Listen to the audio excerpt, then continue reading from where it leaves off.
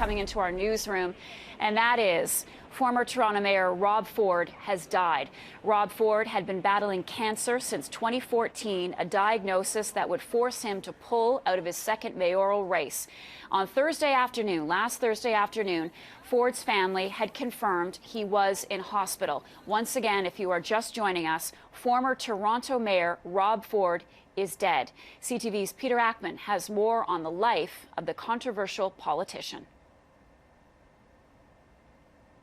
Politics with Rob Ford was boring. Ford burst into the public spotlight 14 years ago, winning a seat on Toronto City Council. The man who wanted to stop the gravy train got right to work. I will reduce the councillor's controversial expense accounts. He said he was born to serve the people, the everyday man and woman on the street, a calling he credits his father.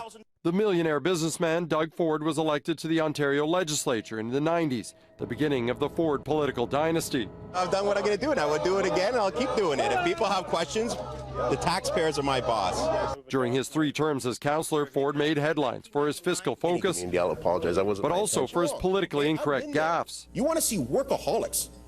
Those Oriental people work like dogs.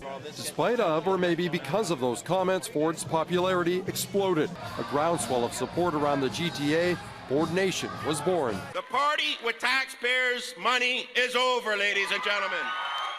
In 2010, despite admitting to drug possession and drunk driving, Ford ran and easily won the race for mayor with nearly half the votes.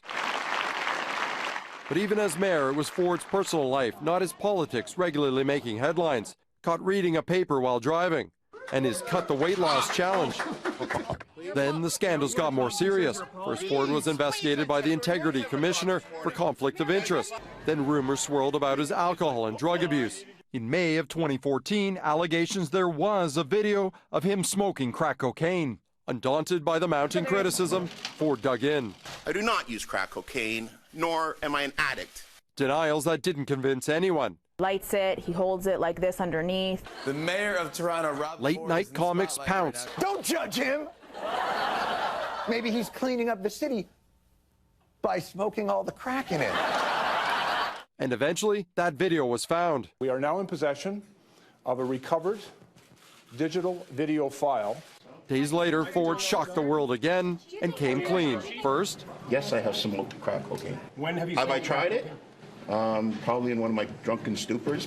then, under pressure to resign, Ford seemed to unravel. I've got more than enough to eat at home. Finally, unable to fire Ford, City Council stripped him of his powers. You guys have just attacked Kuwait. Despite being politically a lame duck, Ford became an instant celebrity in the U.S. AC360 talks exclusively with Toronto's Mayor Rob Ford. He became the most reported Canadian news story in the history of U.S. media. Eventually, Ford did go to rehab. I have begun the process of taking control of my life. A life, Ford said, included another term as Toronto's mayor.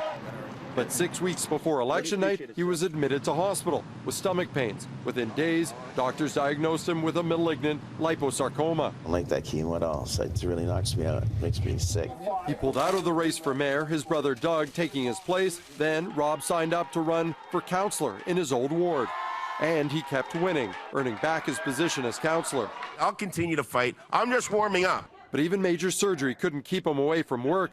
Days after having his tumor removed, he was back at City Hall. So I was going crazy. I had to get back here. In the end, though, the only campaign Rob Ford couldn't win was his battle against cancer.